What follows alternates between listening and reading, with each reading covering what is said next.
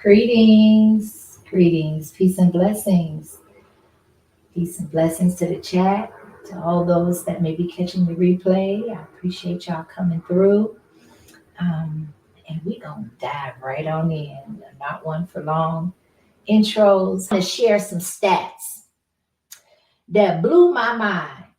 And I know once you see it, you're not going to really, I don't know if it's gonna register, but let me just say this right off the bat. Let me just say the stats that I'm going to show, there is a U.S. immigration attorney, right? The U.S. immigration attorney, he breaks down the top 10 countries whose illegal aliens entered the U.S. under the Biden administration as a percentage of their home country's population. Okay? No, I don't mean a population of a certain group. I'm talking about these numbers come from their entire country's population.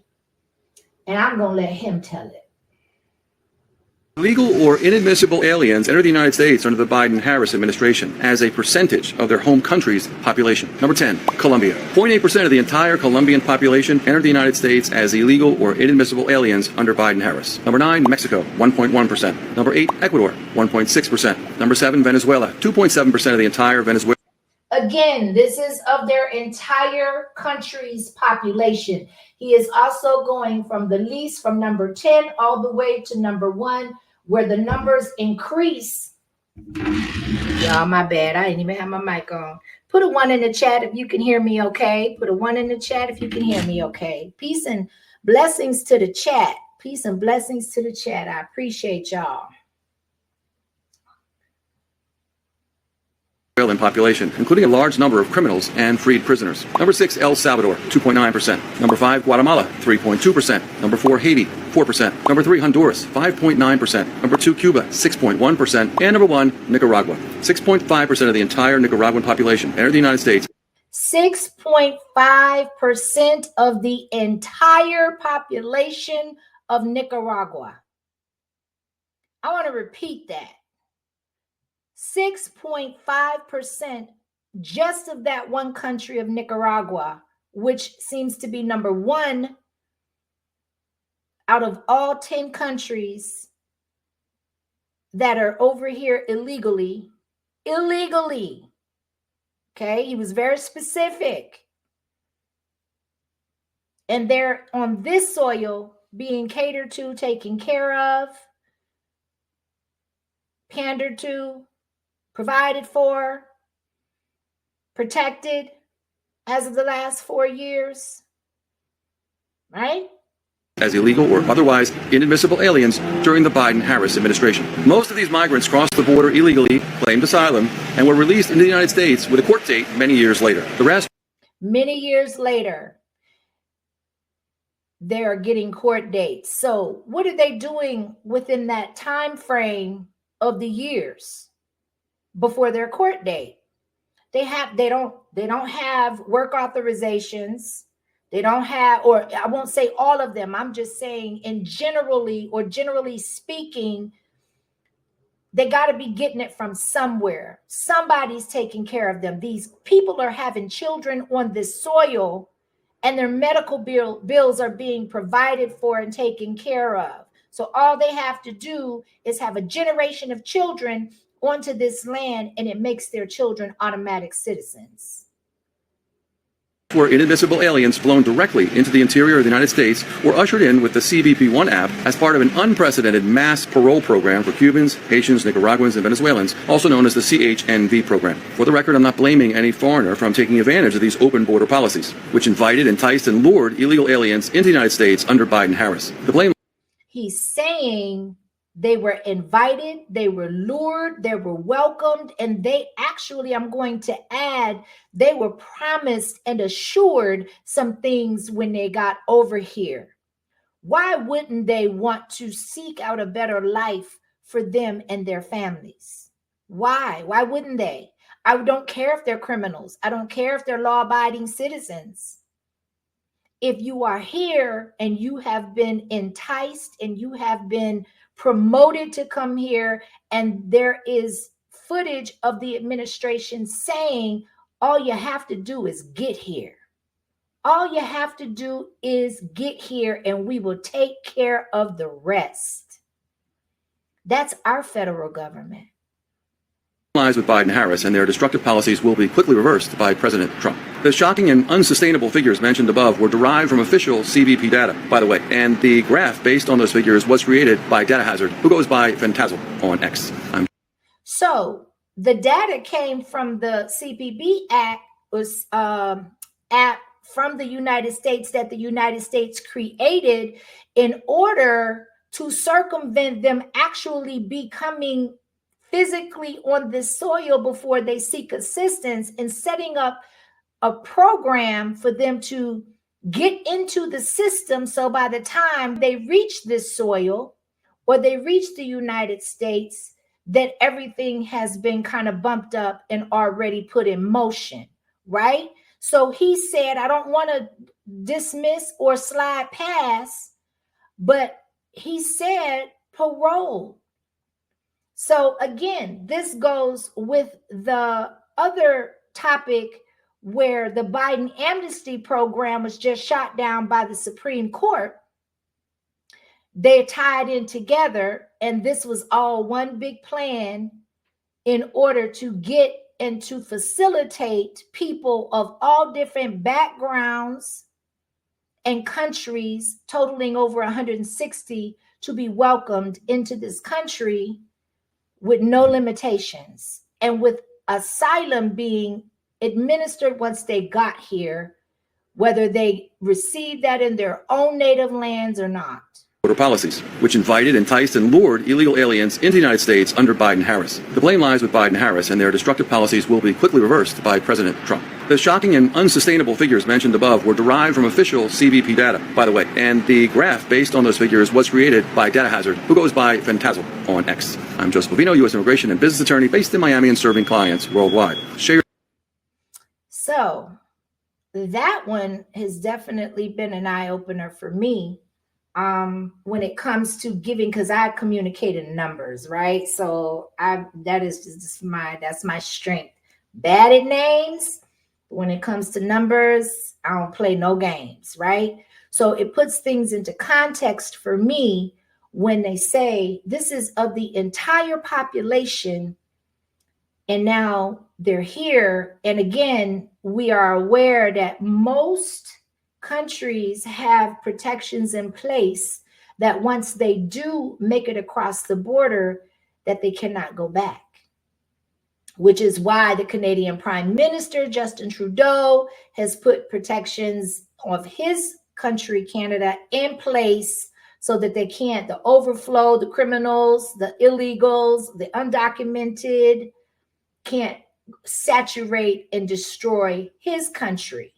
Yet and still, he was an advocate when it was all happening in the United States, right? So this disturbed me. And it disturbed me because of the attitude behind and the entitlement behind what this father of a child that his significant other had on the United States soil, which automatically made that child a citizen. And we're going to talk about it once we watch it. Let's go. No nos vamos de aquí de Nueva York, nos quedamos aquí en Nueva York, yo y mi gordito. Entonces, por favor, respóndame el otro video que le mandé. Si usted no va a sacar, dándonos $20,000 porque este hijo mío es de Nueva York, es estadounidense. Donald Trump, espero por tu respuesta. Okay, so let's go through this real quick. Okay, let's break this down a little taste. Houseway. We are not leaving America. My son and I are not leaving New York. My son was born here in the USA, and he's American. I sent a previous video telling you that if you pay us $20,000, we might leave. I'm waiting for your answer, Donald Trump. Let's see it again. No nos vamos de aquí. No nos vamos de aquí de Nueva York. Nos quedamos aquí en Nueva York, yo y mi gordito. So his baby is the ticket. At least he thinks so, right? He thinks that because that baby was born in the U.S., that it provides amnesty and asylum for him to have to be deported to wherever he came from. Okay? So this is the attitude and the avenue that they are absolutely trying to use in order to not be separated from their children. However, you come over onto this soil illegally with no rights to this land, and you procreate, and your baby is born on this land.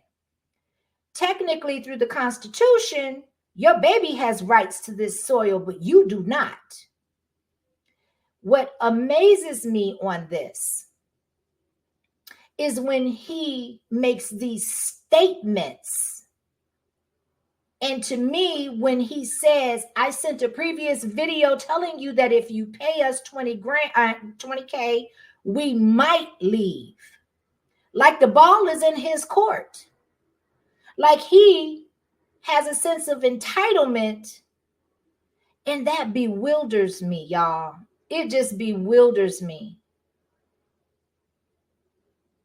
Because I am certain if that baby was just born here, that baby don't look more than a few months old, that more than likely a lot of them are using this tactic and this technique in order to secure themselves and try to exclude themselves from being deported or amongst the first to be deported, like it's an insurance policy.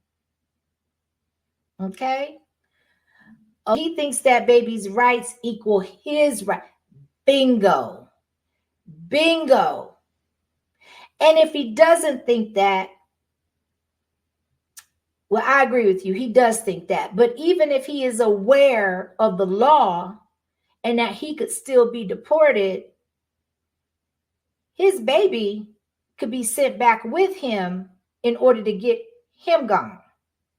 Right? So I don't know. I just thought this was the attitude, the disposition, the arrogance, the sense of entitlement, that because you procreated and that baby just so happened to be born in this country, that automatically gives you leverage over all of the other illegals that have used different tactics and different means to try to secure their position to not be deported and sent back to where they came from. Entonces, por favor, respóndame el otro video que le mandé. Si usted no va a sacar, dándonos $20,000 porque este hijo mío es de Nueva York, es estadounidense. Donald Trump, espero por tu respuesta. No nos vamos de aquí. He's waiting for his answer. Well, good luck with that, okay? Good luck with that. My position on all of this is this. I believe, and I have always, to the point where a large part of my content has been focusing on this immigration issue, because it just doesn't affect some of us. It touches every last one of us, even if we are unaware of it. The problems that we are feeling the effects of it currently, are we considering the long-term effects? So even if this all went away in the next year, you think there wouldn't be long-term effects economically?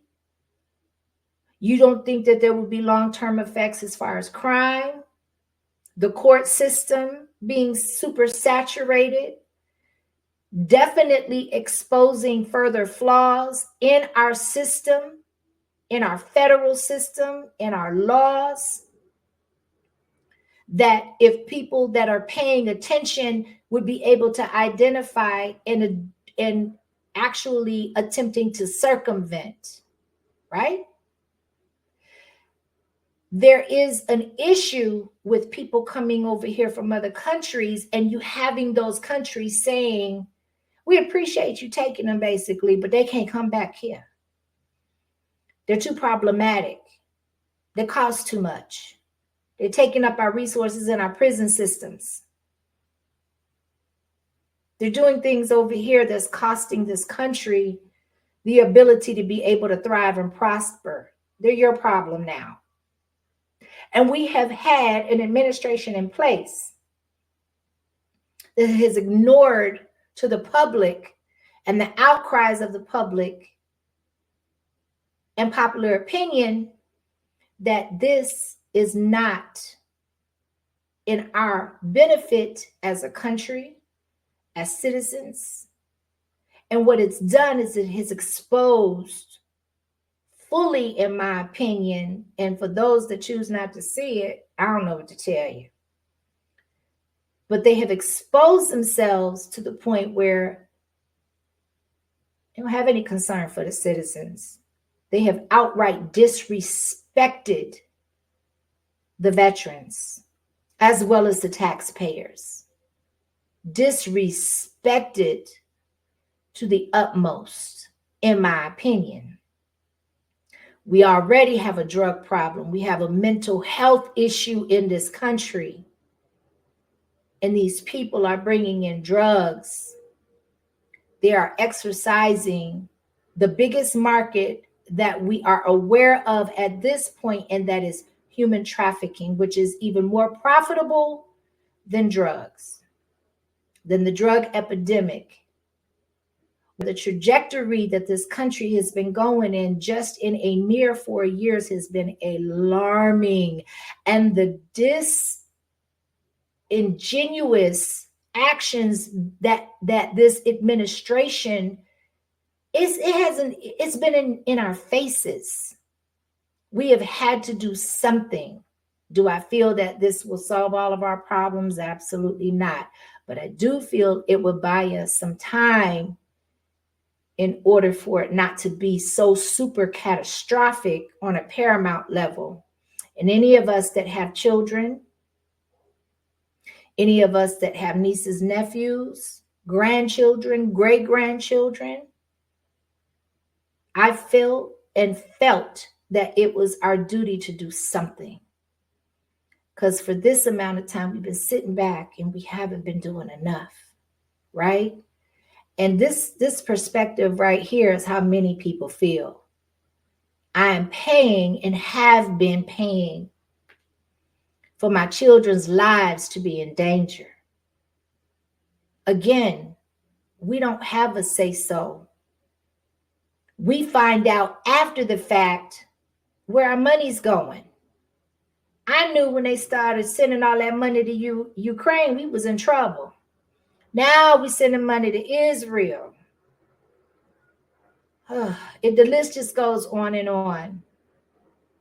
You can draw your own conclusions, do your own ideologies mentally and psychologically, draw your own, conclusions, your outcomes, and have your own feelings, right? And I appreciate all of y'all. Thank you for being here. Much love. And I'll see y'all in the next chat. Peace.